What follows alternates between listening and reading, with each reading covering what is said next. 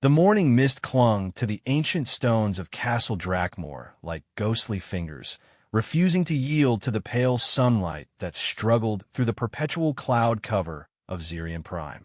Queen Vaelthera stood on the highest balcony of her fortress, her silver eyes scanning the horizon where the enemy fleet had been spotted 3 days prior. The Zephyrian Armada, they called themselves, a collection of the most ruthless pirates and mercenaries this side of the Andromeda Spiral. They had already conquered 12 worlds, enslaving entire populations and stripping planets bare of their resources. Her kingdom of Zirian Prime was next on their list, and she knew it. The Queen's advisors had been whispering among themselves for weeks, their voices growing more urgent with each passing day. Some suggested surrender, arguing that resistance would only lead to unnecessary bloodshed. Others proposed fleeing to the outer colonies, abandoning their ancestral home to preserve what remained of their people. But Vaelthera had ruled for 37 years, and she had never once considered retreat. "Your Majesty," came a voice from behind her. She turned to see Commander Zorith, her most trusted military advisor, approaching with measured steps. His 4 arms moved in the traditional gesture of respect, though she could see the worry etched in the ridges of his azure skin. "What news from the perimeter, Zorith?" she asked, her voice carrying the authority that had kept her kingdom together through countless crises. "The advanced scouts report the Zephyrian fleet has doubled in size overnight. They estimate 47 capital ships, hundreds of fighters, and—" He paused, his throat sacs pulsing with anxiety. "And the flagship Devastator's crown, Your Majesty. Admiral Korthak himself leads this assault." Queen Vaelthera's expression didn't change, but her fingers tightened slightly on the balcony's railing. Korthak was known throughout the galaxy as the World Breaker, a being whose very name struck fear into the hearts of planetary defenders. His tactical brilliance was matched only by his complete lack of mercy. Entire civilizations have been reduced to ash and memory under his command. "How long before they reach our outer defense grid?" she asked. 18 hours, perhaps less if they push their engines beyond safety limits. The Queen nodded slowly. Her own fleet consisted of 12 ships, well-maintained and crewed by loyal soldiers, but hopelessly outnumbered. The planetary defense systems were formidable, but they had been designed to repel raiders and small invasion forces, not an armada of Korthak's magnitude. "Summon the War Council," she commanded, "and send word to all commanders. Every available soldier is to report to the Great Hall within the hour." As Zorith departed to carry out her orders, Vaelthera remained on the balcony, lost in thought.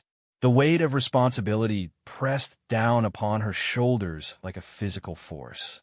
Millions of lives depended on the decisions she would make in the coming hours. Her people had faith in her leadership, but she wondered if faith would be enough against the overwhelming odds they faced. An hour later, the Great Hall of Castle Drakmor buzzed with activity. Officers from every branch of the Zirian military had assembled, their uniforms representing a dozen different species that had found refuge and purpose under Vaelthera's rule. The hall itself was a testament to the kingdom's rich history. Massive stone columns carved with the deeds of ancient heroes, banners bearing the colors of noble houses that had served the crown for generations, and at the far end, the Legends Roll. The Legends Roll was perhaps the most sacred artifact in the kingdom, a crystalline monument that recorded the names of every hero who had given their life in service to Zirian Prime.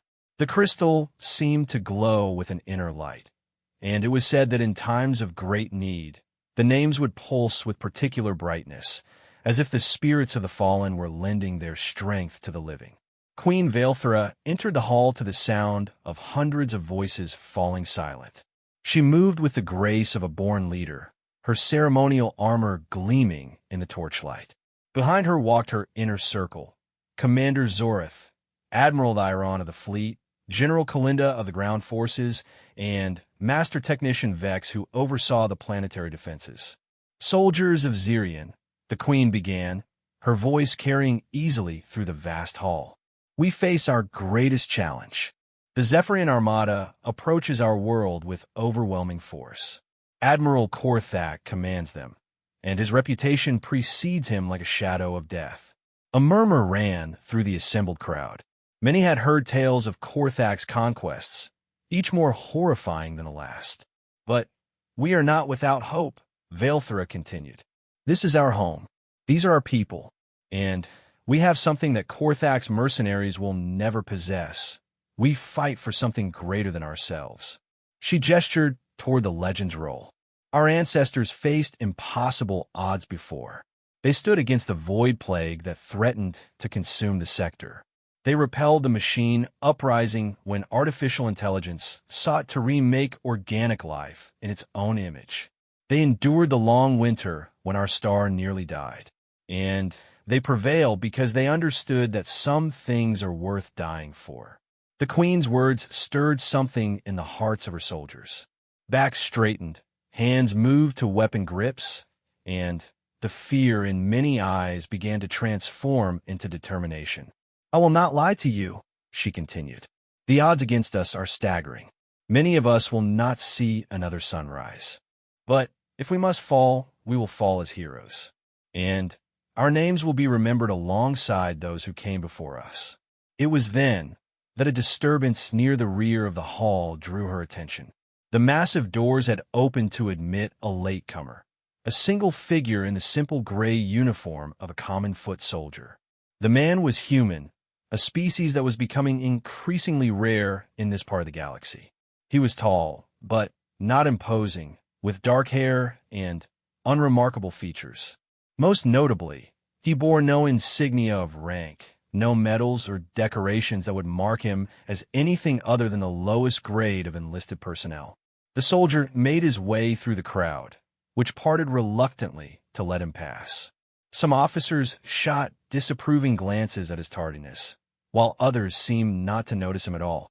He was, in every sense, completely ordinary. Queen Vaelthra felt a flash of irritation.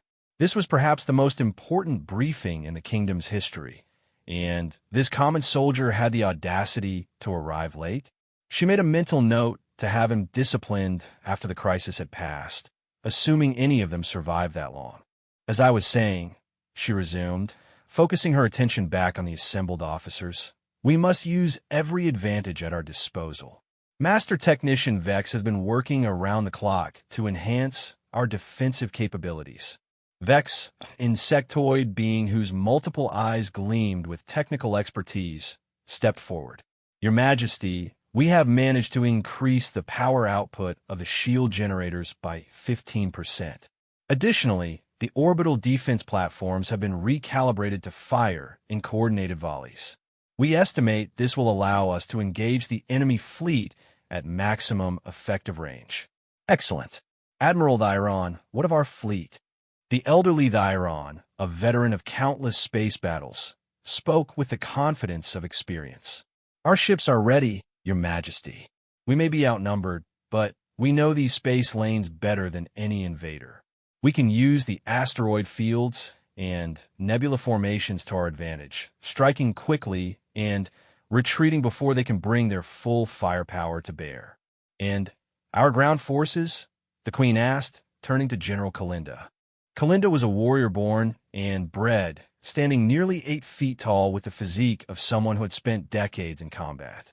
Every soldier is at peak readiness, Your Majesty. The mountain fortresses are provisioned for a siege of 6 months. The civilian population has been moved to the deep shelters. If the enemy manages to reach the surface, they will find no easy conquest waiting for them. Queen Vaelthra nodded approvingly. Her commanders were competent and loyal, but she could see the doubt in their eyes. They all understood the mathematics of the situation. Even with perfect coordination and maximum effectiveness, their forces were simply too small to repel an armada of Korthak's size. There is one more thing, she said quietly, and the hall fell into absolute silence. I have received word from our intelligence network. Korthak has offered terms. The reaction was immediate and explosive. Voices erupted throughout the hall, some demanding to know the details, others expressing outrage that terms were even being considered. Queen Vailthra raised her hand, and silence returned. He demands unconditional surrender, complete capitulation. Our fleet would be seized, our military disbanded, and our population redistributed among his forces as slaves and laborers.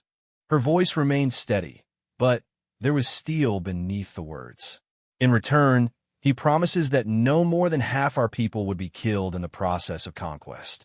The silence that followed was deafening. Half the population, nearly 50 million souls, murdered as an act of what Korthak considered mercy. I trust one need not inform you of my response to these generous terms, the queen said, and a bitter smile played at the corners of her mouth. We will fight. We will fight with everything we have, and we will make them pay for every inch of ground, every mile of space, every moment of time they try to take from us. A cheer erupted from the assembled soldiers, but it was short-lived as the enormity of their situation settled back over them like a suffocating blanket. Return to your commands, Queen Vailthra ordered. See to your soldiers. Check your equipment. Make peace with whatever gods you serve. The enemy will be here soon, and when they arrive, we will show them what it means to threaten the children of Zirian Prime. As the officers began to file out of the hall, the queen noticed that the late-arriving human soldier had remained behind. He stood quietly near one of the great columns, seemingly studying the carvings that depicted ancient battles. There was something odd about his posture. He stood too straight, too balanced, like someone accustomed to command despite his humble rank. Curious despite herself, Vailthra approached him. Up close, she could see that while his uniform was standard issue, it was meticulously maintained. His boots were polished to a mirror shine, and his weapon was held with the easy familiarity of a veteran. Most telling of all were his eyes. They were the eyes of someone who had seen more combat than any common foot soldier should have survived. "Soldier," she said, and he turned to face her immediately, coming to attention with parade ground precision. "Your Majesty," he replied, his voice carrying a slight accent she couldn't quite place. "You're late for the briefing." "Yes, Your Majesty. My apologies. I was conducting a final inspection of the outer perimeter defenses and lost track of time." That gave her pause. Inspecting defenses was not typically within the purview of enlisted personnel. "What is your name, soldier?" "Marcus Chun, Your Majesty. Private First Class Ziria Home Guard." The name meant nothing to her, but something about this human intrigued her. "You seem very interested in our history," she observed, gesturing to the column he had been studying. "History has a way of repeating itself, Your Majesty. Understanding the patterns can be useful." Before she could respond, Commander Zorith approached with an urgent expression. "Your Majesty, long-range sensors have detected the leading edge of the Zephyrian fleet. They're moving faster than expected. Estimated arrival time is now 14 hours. The Queen felt her stomach tighten. 4 hours ahead of schedule meant less time to prepare, less time to coordinate their defenses. "Very well. Signal all commands to accelerate their preparations." As Zorith departed, she turned back to the human soldier, but he had vanished into the crowd of departing officers. Somehow, he had simply melted away without her noticing, which should have been impossible given her years of experience reading people and situations. The next several hours passed in a blur of activity. The castle transformed into a military command center, with communication officers maintaining contact with defense installations across the planet while tactical specialists refined their battle plans. Queen Vailthra found herself moving constantly between different sections of the operation, making decisions, offering encouragement, and trying to project confidence even as her own doubts gnawed at her. As the Zephyrian fleet drew closer, long-range telescopes began to provide detailed intelligence about the enemy formation. The reports were worse than anyone had feared. Korthak had brought enough firepower to reduce the entire planet to slag, and his ships were arranged in a formation that spoke of meticulous planning and absolute confidence in victory. "They're not even bothering with stealth," Admiral Thyron observed grimly as he studied the tactical displays. "Korthak wants us to see them coming." He wants us to feel fear. Then, we'll give him something to fear in return, Queen Vaelthra replied, though she wondered if her words carried any truth. It was then that Master Technician Vex approached with a puzzled expression. Your Majesty, there's something odd happening with the Legends roll. She followed him across the hall to where the crystalline monument stood. What she saw there made her breath catch in her throat. The crystal was glowing more brightly than she had ever seen it, and the names inscribed within seemed to be moving, shifting like living things. But most startling of all, new text was appearing at the bottom of the roll, text that hadn't been there hours before. This is impossible, Vex muttered, running his instruments over the crystal. The roll only records names after death, and only after the individual has been formally recognized for extraordinary heroism. It's never shown activity like this. Queen Vaelthra leaned closer, tried to read the new text that continued to materialize. Most of it was in the ancient script used for the oldest entries, but she could make out fragments.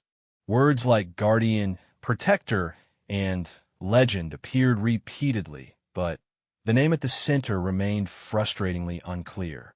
Keep monitoring it, she ordered, and inform me immediately if anything else changes.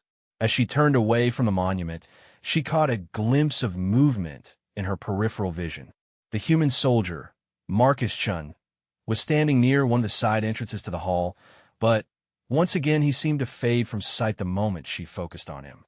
Something was not right about that man, but she had more pressing concerns as the enemy fleet continued its relentless approach toward her world and her people. The battle for Zirian Prime was about to begin, and Queen Vaelthra could only hope that whatever secrets lay hidden in her kingdom would prove sufficient to face the darkness that was coming for them all. The first attack came without warning, despite every sensor and detection system straining to track the approaching fleet. One moment the defensive perimeter was quiet, and the next it erupted in a hellish display of energy beams and plasma fire. Admiral Korthak had sent a probe force ahead of his main armada. Fast attack ships designed to test the strength of Zirian Prime's defenses and identify weak points for the larger assault to follow. Queen Vaelthra stood in the primary command center deep within Castle Drakmor, surrounded by holographic displays that showed the battle unfolding in real time. The view was not encouraging. The probe force consisted of 24 ships, each one larger and more heavily armed than anything in the Zirian fleet. They moved with the precision of a well-oiled machine, coordinating their attacks to maximize damage while minimizing their own exposure. Outer Defense Platform 7 is taking heavy damage, reported Lieutenant Kess, her antennae twitching with stress as she monitored the tactical displays. Shield generators are down to 30% and falling. Platform 12 is requesting permission to abandon position, added another officer. They've lost main power and are operating on emergency systems only. Admiral Thyron stood beside the Queen, his weathered face grim as he watched his carefully planned defensive strategy crumble under the enemy's initial assault. They're probing for weaknesses, Your Majesty. Once they identify our vulnerable points, the main fleet will concentrate their attack there. Vaelthra nodded, her silver eyes reflecting the flickering lights of the command displays. She had expected this, but the reality of watching her defenses being systematically dismantled was more painful than she had anticipated. How long can our outer perimeter hold? At this rate? 6 hours, maybe 8 if we're fortunate. 8 hours. The main Zephyrian fleet was still 12 hours away, which meant there would be a dangerous gap where Zirian Prime would be essentially defenseless. It was exactly the kind of tactical precision that had made Korthak such a feared adversary. Your Majesty, came a voice from across the command center. Master Technician Vex approached with several data pads clutched in his insectoid appendages. I've been analyzing the enemy attack patterns, and I've discovered something interesting. Go on, the Queen said, grateful for any information that might provide an advantage. Their ships are using a coordinated targeting system. Each vessel shares targeting data with the others, allowing them to focus fire with devastating effect. However, the The system has a weakness. It relies on a central coordination node, probably located on the command ship. Admiral Thyron leaned forward with interest. Are you saying we could disrupt their coordination by taking out the command vessel? In theory, yes. But it would require getting close enough to identify and target the specific command ship, and that ship is likely heavily defended. Queen Velthera studied the tactical display, watching as the enemy ships continued their methodical destruction of the outer defenses. Where would you place this command ship, Admiral? Thyron considered the question carefully. If it were my operation, I'd position it at the rear of the formation, protected by the other vessels, but with clear lines of communication to all units. Based on their current deployment, he pointed to one of the ships on the display. That frigate there. It's maintaining position while the others maneuver, and I can see communication laser bursts flowing back and forth. Can we reach it? Not without sacrificing at least half our remaining fleet. The approach vector would take us through the entire enemy formation. The Queen felt the weight of command pressing down upon her.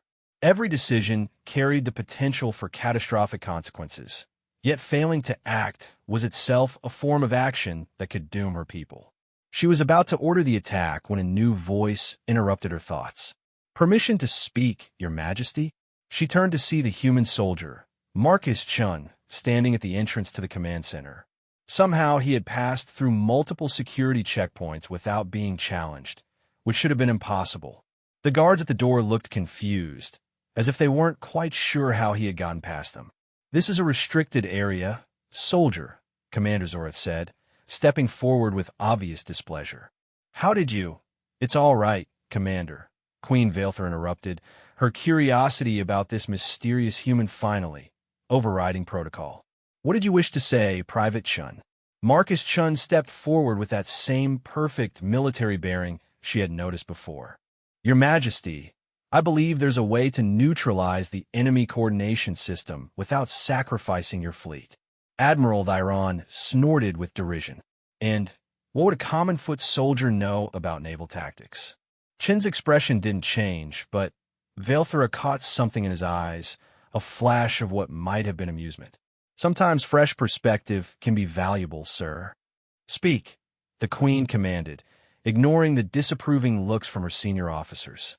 "The enemy is using quantum entanglement communication for their coordination network," Chun said, his tone becoming more technical.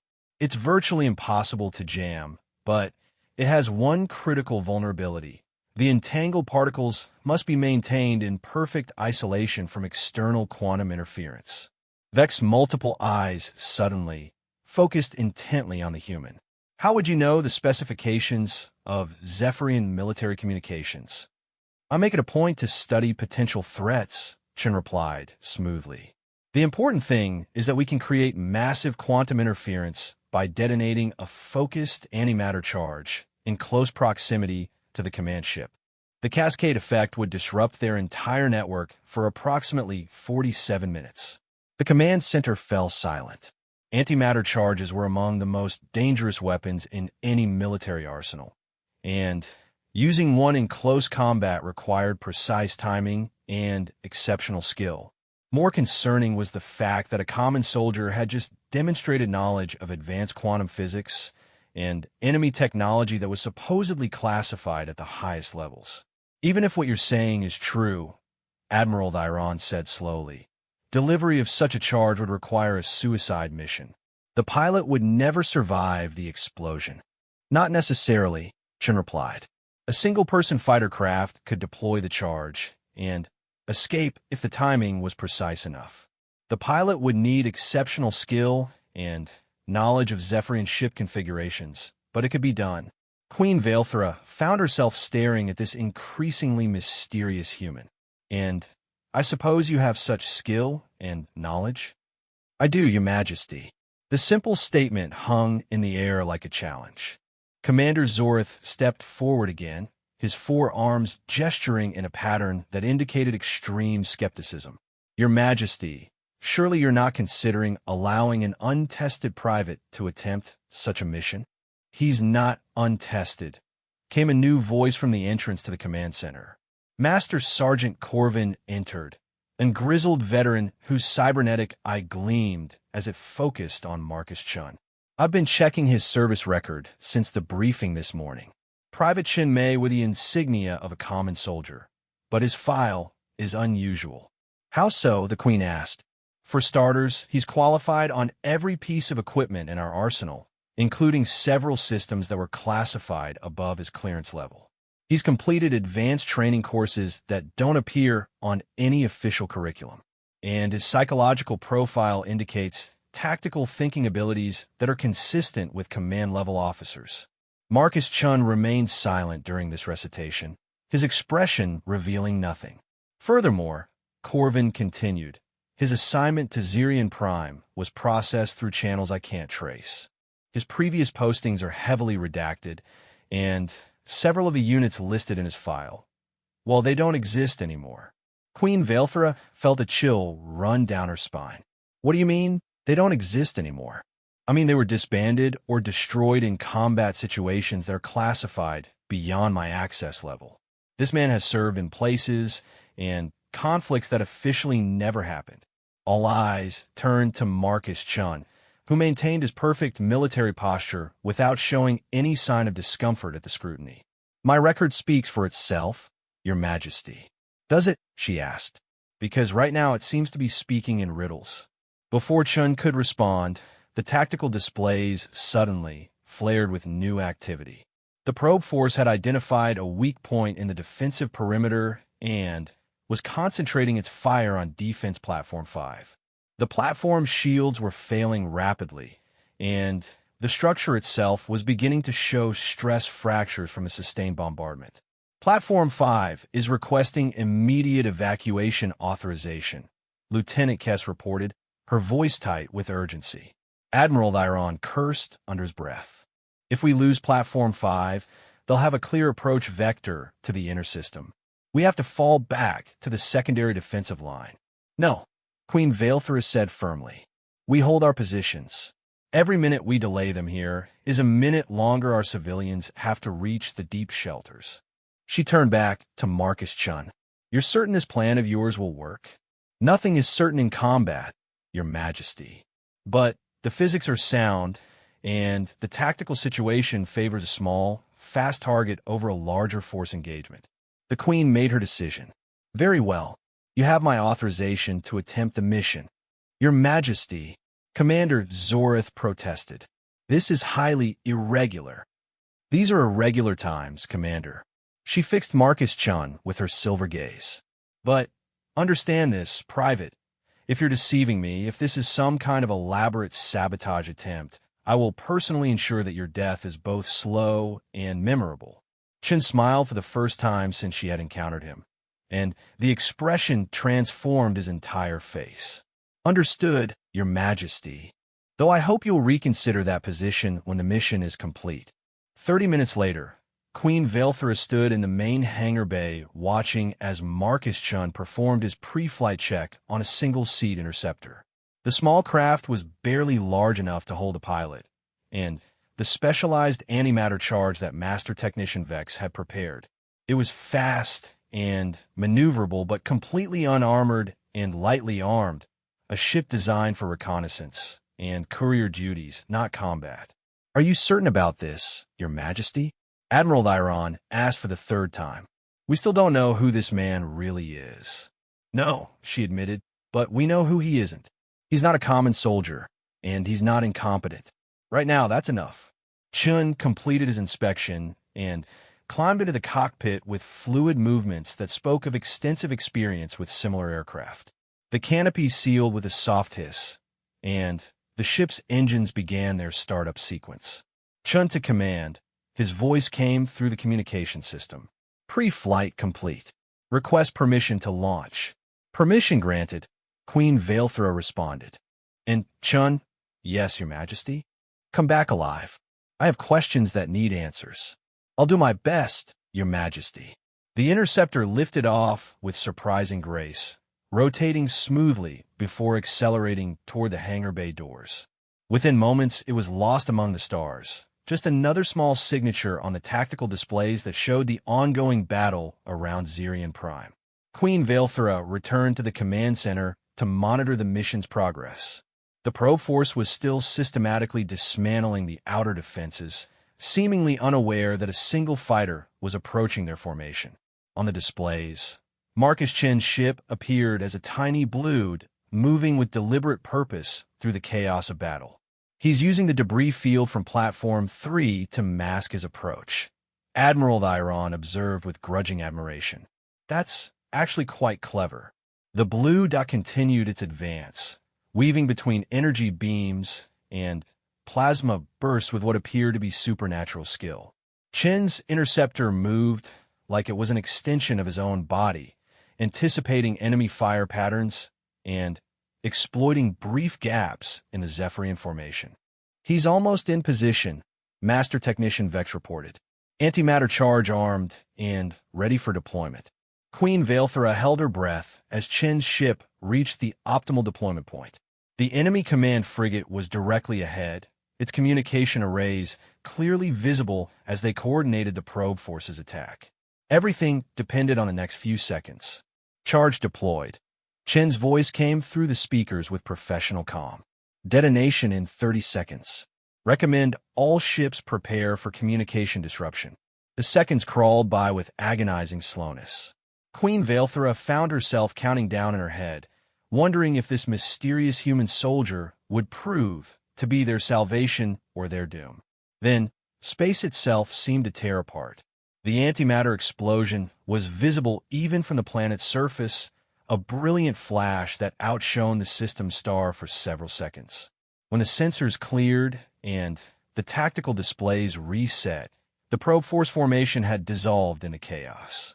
Ships were drifting without coordination, their targeting systems confused, and their communication network completely severed. Direct hit on the command ship, Lieutenant Kess reported with excitement.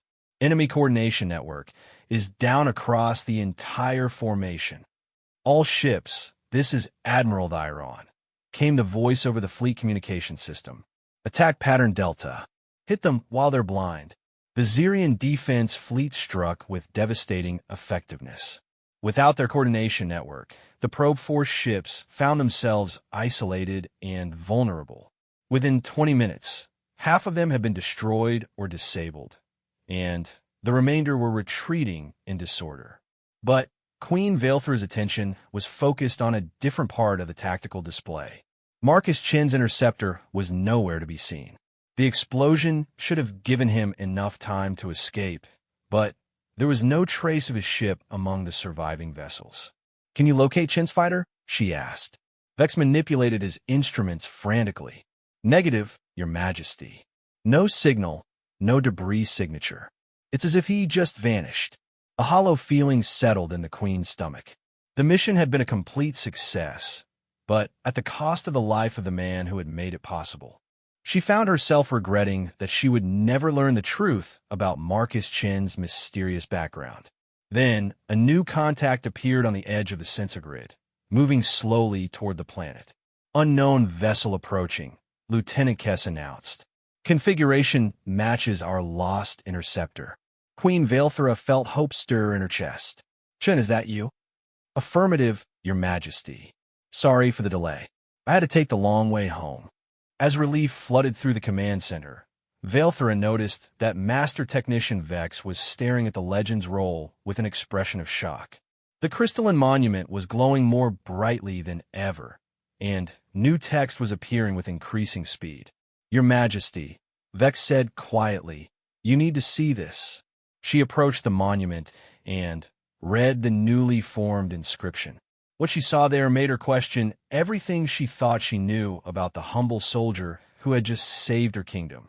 The name Marcus Chun appeared on the Legend's roll, but it was surrounded by dozens of other names and designations. Guardian of Kepler Station. Defender of the Tau Ceti Colonies. The Ghost of Proxima. Last Stand at Vega Prime. Each entry told the story of a hero whose deeds had become legend across the galaxy, but who had vanished without trace when their work was done. The crystal was revealing a truth that no database or service record contained. Marcus Chun was not just a common soldier. He was something far more extraordinary and far more dangerous than she had ever imagined. The victory against the probe force bought them precious time, but Queen Vaelthra knew it was merely a reprieve. Admiral Korthak's main fleet continued its relentless approach towards Zirian Prime, and the loss of his advanced scouts would only make him more cautious and more dangerous. The World Breaker had not earned his reputation by being careless, and he would not make the same mistake twice. Marcus Chin's interceptor landed in the main hangar bay 6 hours after his impossible return from what should have been a suicide mission. Queen Vaelthra was there to meet him personally, accompanied by her senior staff and a contingent of her personal guard.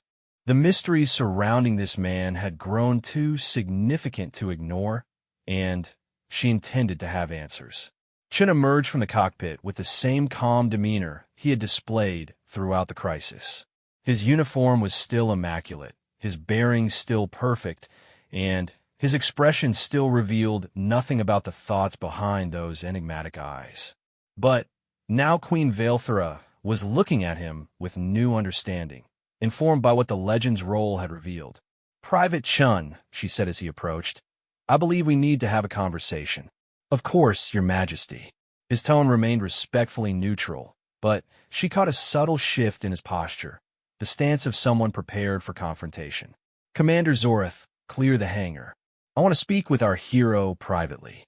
The hangar bay emptied quickly, leaving only the Queen, Chun, and the soft hum of cooling ship engines. Vaelthra studied the man before her, trying to reconcile the humble soldier she had first encountered with the legendary figure the Crystal Monument had revealed him to be. "The legend's role knows who you are," she said without preamble. Chen's expression didn't change. "The roll records the names of the fallen, Your Majesty. Last I checked, I'm still breathing. It also records the names of heroes whose deeds have passed into legend. And your name appears there multiple times, associated with conflicts across half the galaxy." She stepped closer, her silver eyes reflecting the hangar's lights. "Guardian of Kepler Station, defender of the Tau Ceti colonies, the Ghost of Proxima." Each of these heroes appeared during moments of desperate crisis, achieved impossible victories, and then vanished without explanation. "Interesting coincidence," Chen replied, but she could see the tension in his shoulders. "Is it?" Because according to the role, each of these heroes was described the same way. Unremarkable in appearance, wearing the uniform of common soldiers, and possessing skills far beyond their apparent station. Queen Vaelthra crossed her arms. "Who are you really, Marcus Chun?" For a long moment, he said nothing. Then, slowly, his military bearings shifted into something else entirely. The stance of someone accustomed to command, to making life and death decisions, to carrying burdens that would crush lesser individuals. "My name is Marcus Chun," he said, and his voice carried new authority. "That much is true. The rest is complicated. Uncomplicated." Chun looked around the hangar bay, as if checking for surveillance equipment or hidden listeners. When he spoke again, his words were measured and careful. "I serve an organization that doesn't officially exist, Your Majesty. We operate in the spaces between governments, in the cracks where normal military and diplomatic solutions fail.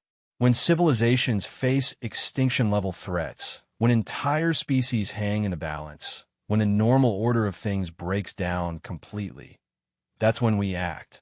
We, humans, Your Majesty, a very small group of humans who have dedicated their lives to preserving life in this galaxy. We don't seek glory or recognition. We don't establish empires or demand tribute. We simply ensure that the darkness doesn't win." Queen Vaelthra felt a chill run down her spine. The implications of what he was telling her were staggering. How long has this organization existed? Longer than most civilizations can remember. We've been fighting this war since humanity first reached the stars and discovered we weren't alone. Every time a species faces annihilation, Every time peaceful worlds are threatened by forces beyond their ability to resist, we send someone. Someone like you. Someone like me. Chin's expression remained grave. We operate under deep cover, taking on false identities, infiltrating threatened societies to assess the situation and provide assistance when necessary. Sometimes that assistance is information or resources. Sometimes it's direct intervention. And Zirian Prime? What made our world worthy of your attention? Chin's eyes hardened. Admiral Korthak is more than just another pirate or warlord, Your Majesty. He's a plague that spreads from system to system, leaving nothing but death and slavery in his wake. He's already destroyed 17 civilizations completely and enslaved the populations of dozens more. If he takes Zirian Prime, he'll have enough resources and strategic position to threaten the entire sector.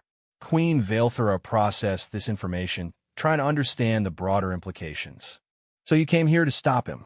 I came here to help you stop him, Chin corrected. My organization has learned that direct intervention often creates more problems than it solves. When we act too openly, when we reveal too much of our capabilities, it tends to destabilize entire regions. It's better to work within existing power structures, to help local forces achieve victory through their own strength and courage. But the probe force attack, that was direct intervention. That was a tactical necessity. Without disrupting their coordination network, your defensive fleet would have been destroyed within hours. Sometimes you have to reveal a little to preserve a larger strategy. A new voice interrupted their conversation. Your Majesty, we have a priority communication from the outer sensor grid.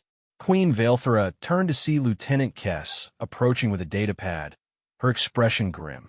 What is it, Lieutenant? Long-range sensors have detected the main Zephyrian fleet. They're larger than we anticipated. The Queen felt her heart sink. How much larger? 73 capital ships, Your Majesty. Hundreds of fighters and support vessels. And she hesitated. And they're accompanied by 3 Dreadnought-class vessels. We've never seen ships that large before. Chun stepped forward, his expression suddenly urgent. Dreadnoughts? Are you certain? The sensor returns are unmistakable, Kess replied. Each one is over 5 kilometers long and appears to be heavily armored. They're unlike anything in our tactical databases. Queen Vaelthera saw Chin's composure crack for the first time since she had met him. What is it? Weren't you telling me? Dreadnoughts aren't Zephyrian technology, Chin said quietly. They're Void Reaper constructs. The name sent ice through the Queen's veins. Every species in the galaxy had legends about the Void Reapers. Ancient machines that had once swept through entire sectors, consuming everything in their path before mysteriously disappearing. Most civilizations considered them myths, stories told to frighten children. That's impossible, she breathed. The Void Reapers are extinct. They vanished thousands of years ago. They didn't vanish, Chin replied grimly. They were driven back beyond the galactic rim by a coalition that included humanity's ancestors. But they've been waiting, rebuilding, planning their return. And it appears they found someone willing to serve as their advanced scouts. The implications crashed over Queen Vaelthera like a tidal wave. This wasn't just an attack on her kingdom.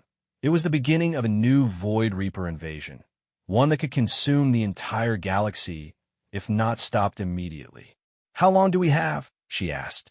The main fleet will arrive in 8 hours, Lieutenant Kess reported. The dreadnoughts are maintaining position at the rear of the formation, but they're definitely under power and ready for combat. Chin was already moving toward the hangar bay exit. Your Majesty, I need to contact my organization immediately. This changes everything. Wait, she called after him. What can your people do against dreadnoughts?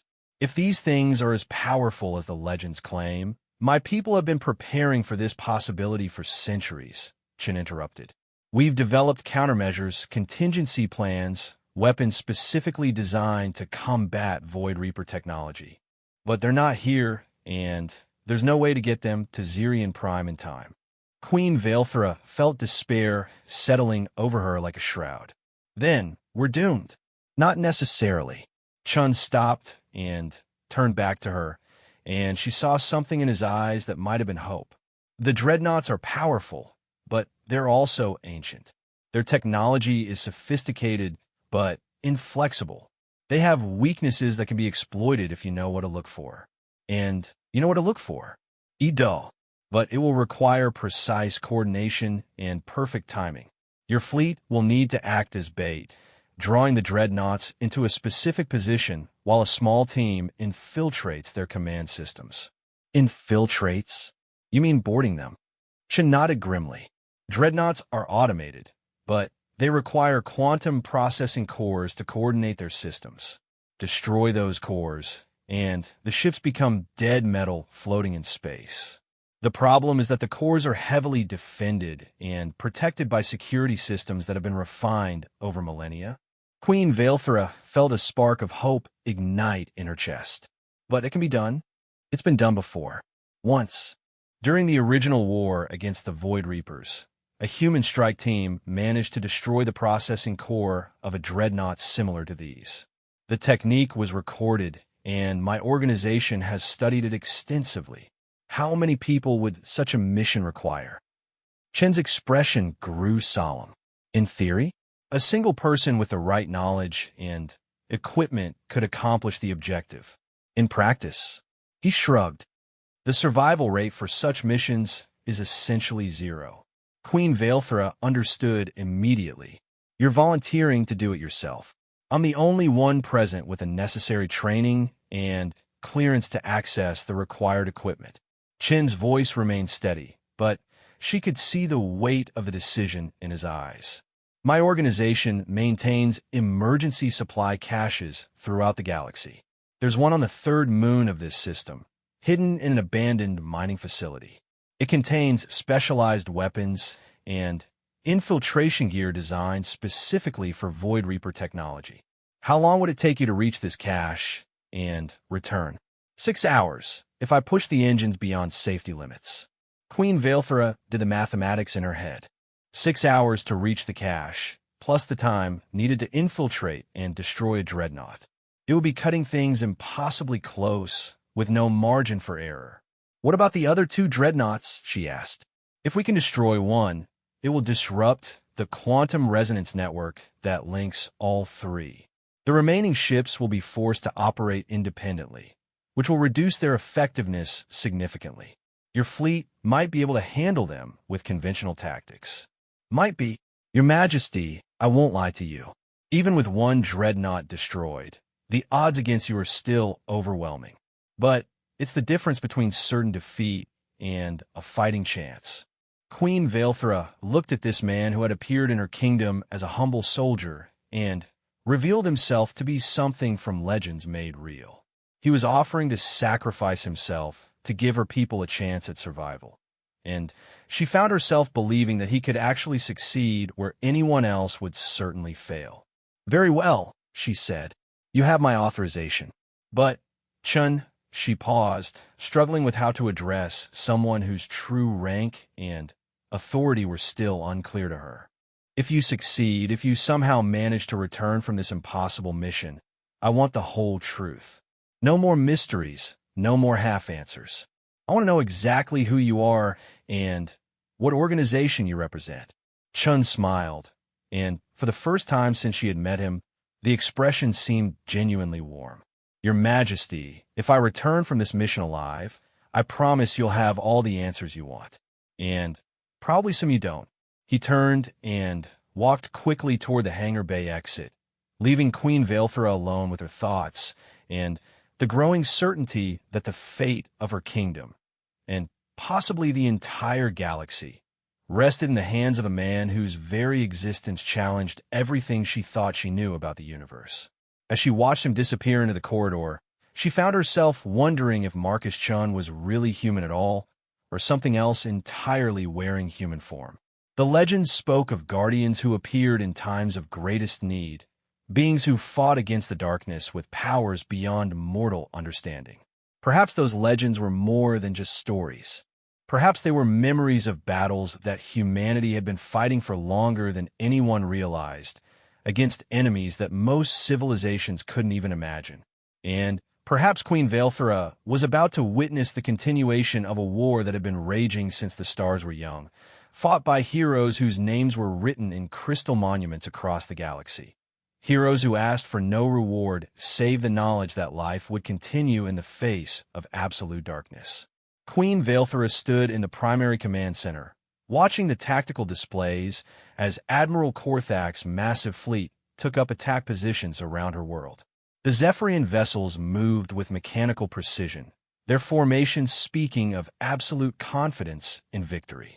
But it was the three dreadnoughts that commanded her attention, vast constructs of dark metal that seemed to absorb light itself, their alien geometry a stark reminder that this conflict had escalated far beyond anything her people had ever faced. Marcus Chan had been gone for 5 hours and 43 minutes. His modified interceptor had pushed through the outer system at speeds that should have torn the ship apart, racing toward the emergency cache on the third moon that might hold the key to Zirian Prime survival. Communications had been spotty due to Zephyrian jamming, but the last transmission had confirmed his arrival at the mining facility. Status report, the Queen commanded, her voice cutting through the tense atmosphere of the command center. All defensive platforms are at maximum readiness, Admiral Thyron reported. The fleet is positioned according to Chen's tactical recommendations, though I'll admit his strategy seems unconventional. That was an understatement. Chen's plan called for the Zirian fleet to operate as bait, drawing the dreadnoughts into a specific region of space while appearing to mount a desperate defensive action. It required precise timing and nerves of steel, qualities that would be tested to their limits in the coming hours. "Any word from our infiltrator?" she asked. Master Technician Vex manipulated his instruments frantically. "Negative, Your Majesty. All communications with Chen's position are still being blocked by enemy jamming. We won't know if he succeeded until..." He was interrupted by a massive surge of energy that lit up every sensor in the command center. The tactical displays showed a brilliant flash emanating from the lead dreadnought, followed by a cascade of secondary explosions that ran along the massive ship's hull like electrical discharges. "What happened?" Queen Valthera demanded. "Unknown explosion aboard the enemy dreadnought," Lieutenant Kess reported, her voice tight with excitement. "Their power output is fluctuating wildly, and wait, I'm reading multiple system failures across the entire vessel." Admiral Thyron leaned over the tactical display, his experienced eyes studying the readings with growing amazement. "The dreadnought is dead in space. All weapon systems offline, propulsion systems down, even basic life support appears to be failing." A cheer erupted from the command center personnel, but Queen Valthera held up her hand for silence. "What about the other two dreadnoughts?" "They're confused," Vex reported with obvious puzzlement. "Their formation is breaking down, and I'm detecting massive communication bursts between the vessels. It's as if they're trying to re-establish some kind of network connection." The Queen felt hope surge at her chest. Chun had done it. Somehow, impossibly, he had succeeded in his mission to destroy the quantum processing core of one dreadnought. Now the question was whether his gamble would pay off, and the remaining ships would be vulnerable to conventional attack. "Admiral Thyron, execute attack pattern Chin 7, she ordered. "Your Majesty, are you certain?" "That pattern exposes our flanks to concentrated fire from the remaining dreadnoughts." Chin said the ships would be operating independently now, without their coordination network. "If he was wrong, we'll know in the next few minutes." Thyron nodded grimly and activated the fleet communication system. "All ships, this is Admiral Thyron. Execute attack pattern Chin 7. Target the damaged dreadnought first. Let's finish what our infiltrator started." The Zirian fleet surged forward with desperate courage, their smaller ships darting between the massive enemy vessels like insects attacking giants. The Queen watched with her heart in her throat as energy beams and plasma torpedoes lit up the darkness of space, her people's survival hanging on the tactical insights of a man whose true nature remained a mystery. The battle was fierce but brief. Without their quantum coordination network, The two remaining dreadnoughts found themselves unable to respond effectively to the Xerian fleet's hit-and-run tactics. Their massive weapons were designed for long-range bombardment of stationary targets, not for tracking fast-moving interceptors that struck from unexpected angles. Within 2 hours, the second dreadnought was listing heavily, its hull breached in multiple locations, and its weapon systems largely destroyed. The third had suffered catastrophic damage to its command structure and was drifting without power. But the victory came at a terrible price. Half of the Xerian fleet had been destroyed in the assault, and the survivors were running low on ammunition and fuel. Admiral Korthak's conventional forces were still largely intact, and the World Breaker himself commanded enough firepower to reduce Xerian Prime to slag even without his dreadnought allies. "Your Majesty," Admiral Thyron said quietly, "we've hurt them badly, but we can't sustain this level of combat much longer. If Korthak presses his advantage now." Queen Vaelthra nodded, understanding the implications. They had achieved the impossible by neutralizing the dreadnoughts, but it might not be enough. Korthak still held overwhelming numerical superiority, and his reputation suggested he was not the type to retreat simply because his most powerful ships had been disabled. It was then that Master Technician Vex looked up from his instruments with an expression of complete bewilderment. "Your Majesty, I'm detecting massive energy buildup from the direction of the third moon." Energy buildup? It's enormous, unlike anything I've ever seen before, and it's moving this way at incredible speed. The tactical displays shifted to show the outer system, where something was indeed approaching Xerian Prime at velocities that defied conventional physics. The energy signature was unlike anything in their databases, not Zephyrian, not Void Reaper, not belonging to any known technology. "Time to arrival?" Queen Vaelthra asked, though she suspected she already knew the answer. "At current velocity, 3 minutes, Your Majesty."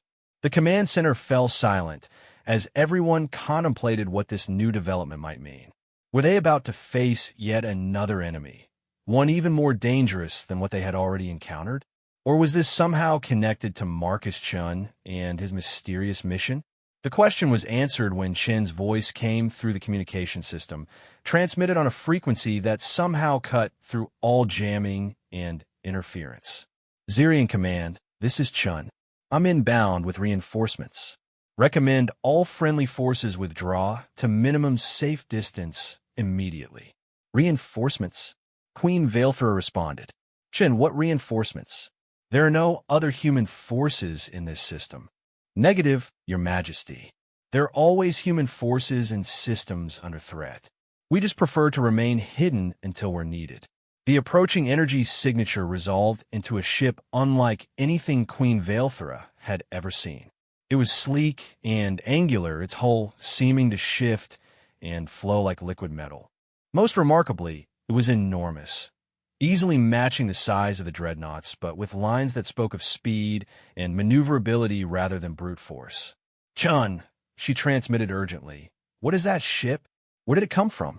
"Her name is Retribution, Your Majesty.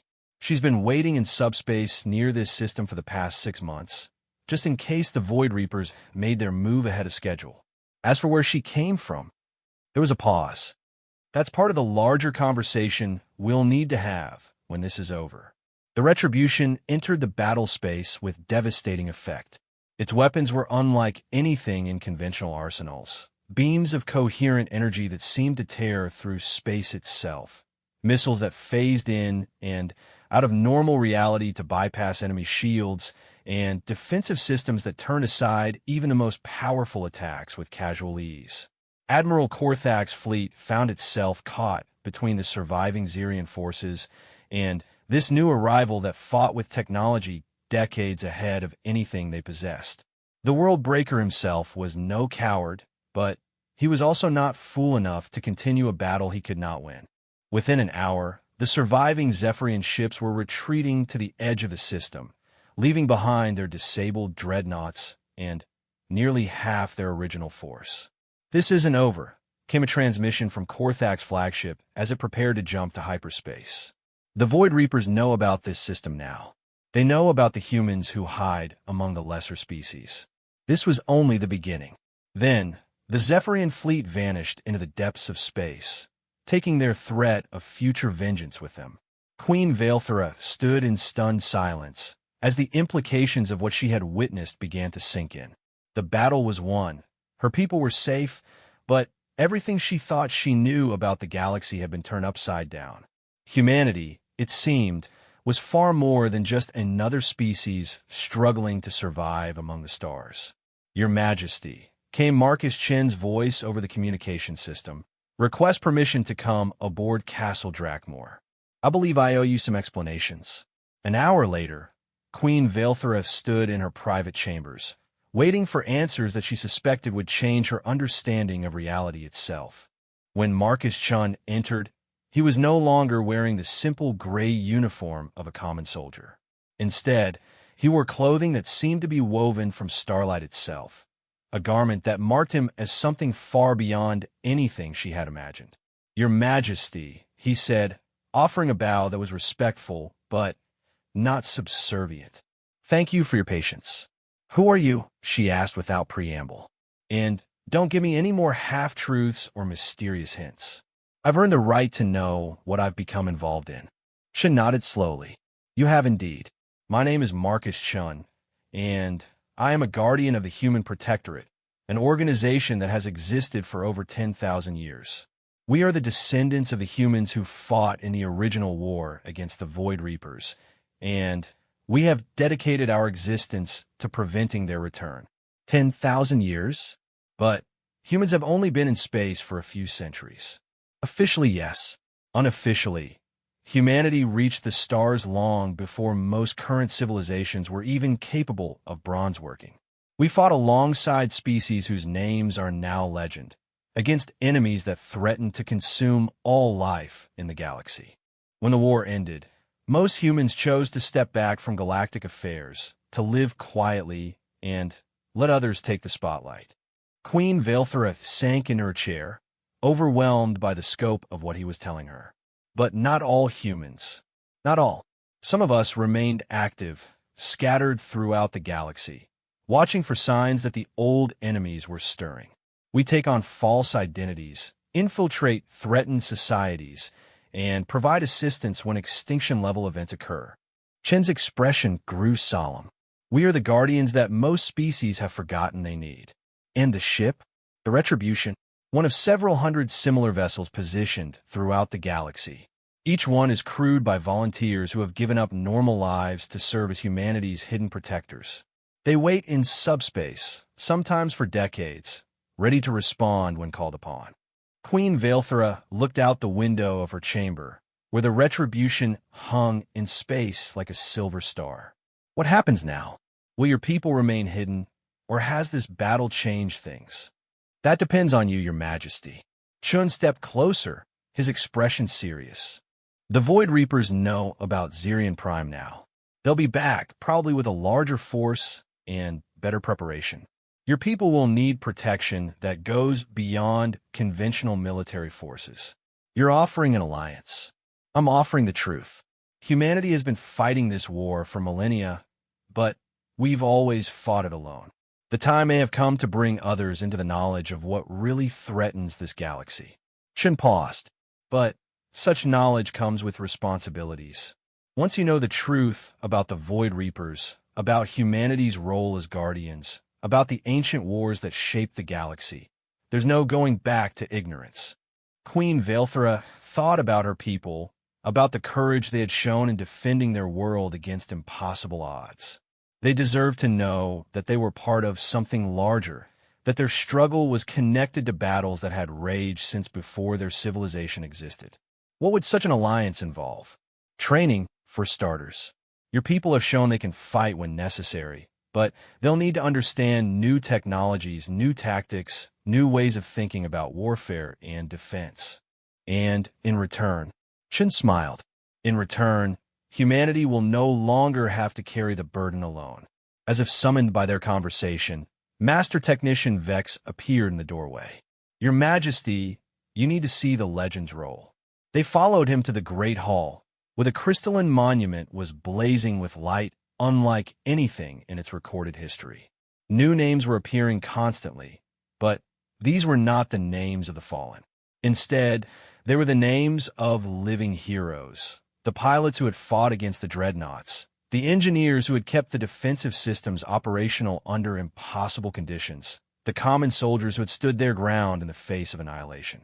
But at the center of the roll, written in letters that seemed to pulse with their own inner fire, was a single name that encompassed all the others: Marcus Chun, Guardian of the Galaxy. Guardian of the Galaxy? Queen Vailthra asked, reading the inscription aloud. Chun looked at the monument with something that might have been sadness. It's a title that carries great honor and greater burden. Each Guardian is responsible for protecting multiple sectors, multiple civilizations, from threats they can't even imagine. We live between worlds, between identities, between the light and the darkness. And now, for the first time in 10,000 years, we won't be alone. Chin turned to face her, and she saw hope in his eyes. Zirian Prime has proven itself worthy of the truth.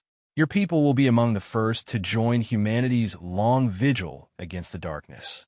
Queen Vailthra looked around her great hall, at the ancient stones that had witnessed centuries of history, at the crystalline monument that recorded the deeds of heroes both known and unknown. Her kingdom had survived its greatest trial, but she understood now that it was only the beginning of a larger story. "Very well, Guardian Chun," she said formally. "Zirian Prime accepts humanity's offer of alliance. We will stand with you against whatever darkness threatens the galaxy." As she spoke the words, the legend's roll flared with brilliant light, and new text began to appear.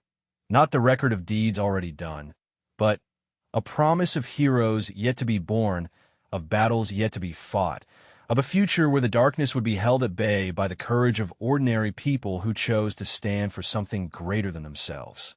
The war against the Void Reapers was far from over, but for the first time in millennia, humanity would not fight alone.